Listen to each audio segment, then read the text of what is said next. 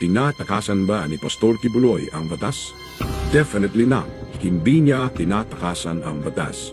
In fact, ang nais ni Pastor Kibuloy ay ang tamang proseso ng pagdinig sa mga kasong ipinupukol sa kanya in the right forum, which is the court of law. Bakit hindi siya nagpapakita? Dahil ba na may mga puwersang nagka-interes kay Pastor EZQ? Inausahan si Pastor Kibuloy sa Amerika at ang mga paratang ngayon ay walang mga ebidensya. Himingi ba ng Estados Unidos na si Pastor EZQ ay ibigay ng gobyernong Marcos sa kanilang mga kamay at tunay nga na ibinigay nga ito sa mga puti? Hindi na makakatras ang prosekusyon ng Amerika pagkatapos na ilang beses na pag-postpone sa pagdinig ng mga kaso sa dahilan ang mga ito ay pawang akusasyon lamang at walang pruweba.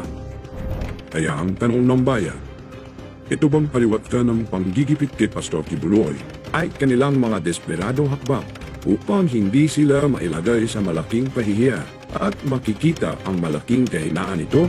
Ito ay mga tanong na sigurado may kasagutan.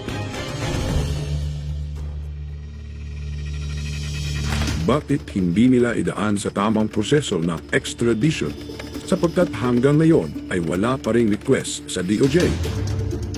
Sa November 5 na ang hearing sa US. Ano ang pinaplano nila? Sabi ng mga international law experts, maaaring gamitin ng Estados Unidos ang extraordinary rendition upang makuha lamang ang buting pastor at maisalang sa US courts. Ano ito? Maaaring ito ay sa pamamagitan di umano ng kidnapping or assassination at upang ma-accomplish ito. Ngayon, dinadaan sa mga warrants of arrest, binuhay ang mga kasong na-dismiss na upang sila ay magkaroon ng dahilan upang makuha si Pastor Kibuloy. Iidiin nito at piliting harapin sila at tuluyang makuha ng mga grupong nagka-interes dito. Magkano ba raw ang binayad?